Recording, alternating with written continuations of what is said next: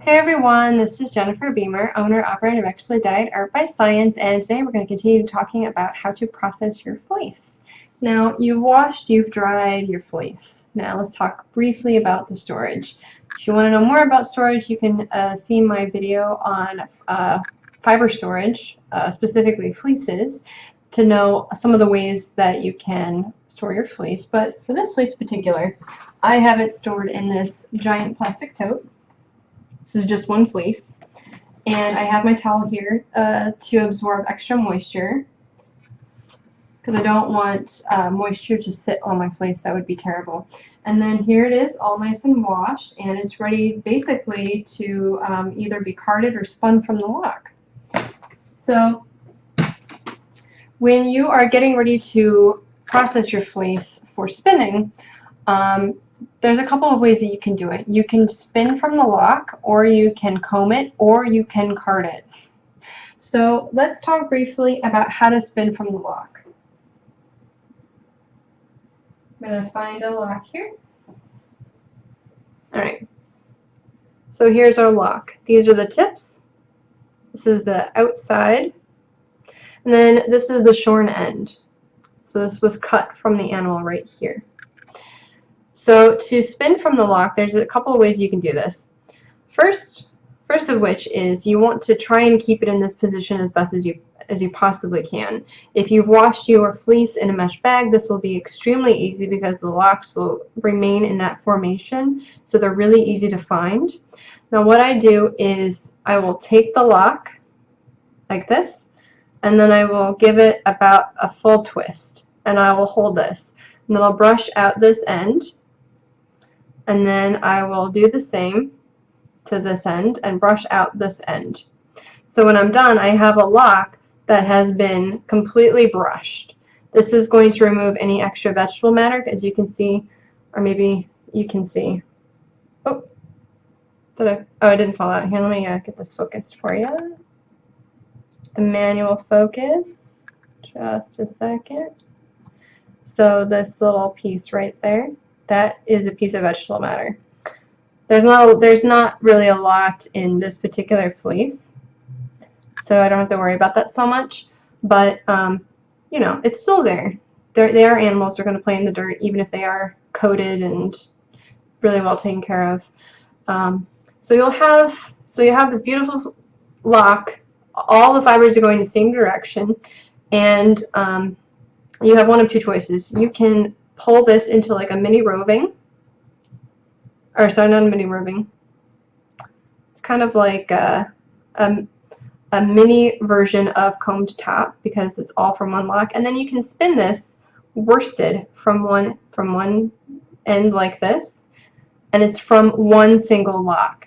If you have dyed this before, like you washed, dyed, and then you're ready to spin, you can pick out certain locks that have certain colors on them, and when you spin in this way, you'll have colors on this, like on the same lock. You'll have these different colors emerge while you're spinning, and it's all from the same, you know, lock, which is really cool. The other way you can do this is if you do woolen style, or long, like people who use the long draw. If you have this in the lock formation and you've done all the brushing, you can fold this lock over your finger like this, and you can draw up from the middle. Let's see here. Draw up from the middle like this and add your twist, and you'll get a really beautiful woolen yarn out of this. And it would be a true woolen because it is from the middle of the fleece, right?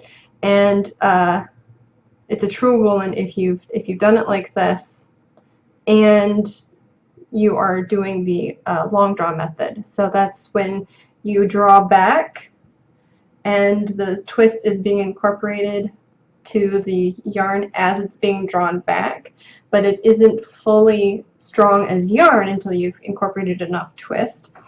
If you don't know what the long draw method is, see some other videos. I'm really not that good at it. I am learning to be better at it. I can kind of do it, but it's not really up to the teaching method stage yet, so we'll deal with that later. But generally speaking, if you want a really good woolen yarn, it's best to do a over the finger lock preparation like this and a long draw method. Perfect woolen yarn. Okay. Now, if you have them in this lock formation and you do all the brushing, what you can also do is you can brush one end. Usually it's the end that has the tips, and then you put the other end, the shorn end, onto the hooks or the tines of your combing brush, and you put a whole bunch of these on there, and then you can comb the fiber and make a handmade combed top this way. And you can also use this fiber for your, or with your carder, your hand carder over here. Oh, I'm sorry, drum carder. That's a drum carder. Hand carders are with the small brush-like things. So to prepare for drum carding, so this is specifically what I'm going to talk about, because I don't have any combs and I don't really feel confident showing you how to do long draw method at this point. So I'm just going to show you how I prepare all of my fleece for my drum carder. Okay, so I take my lock here, and you'll want a big bowl. I have one, but it's currently being used for something, so I'm not going to show you.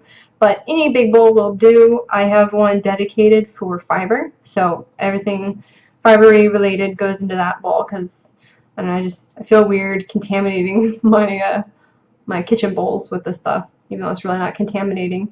I'm a little bit mental, okay? Deal with it. So anyway, you're going to want to open up this lock so that it's very easy to put through the drum carder and to get rid of these little extra bits of fiber, or not fiber, vegetable matter. So what I do is I will pull, if I have access to both ends of the same fiber, this is what I will do. I'll kind of give it a little pull like this. Get up here and focus so you can see what I'm doing. So I'm going to pull the fiber open like this, right?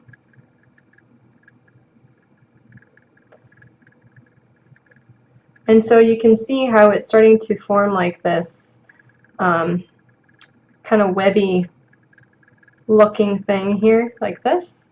Let me do it again, right? And I sometimes also do this like gentle rotation motion. So I'm doing like this with my hands to open it, and then I will sometimes just get my thumb and finger in there to help pull them open. So this is basically hand picking a fleece. When you pick open the locks of the fleece, this is what they're talking about. Now they have a picking carder which does this same process except in large quantities. So I also wanted to offer a quick note about this method. Sorry, the mouse accuracy for me is not very good.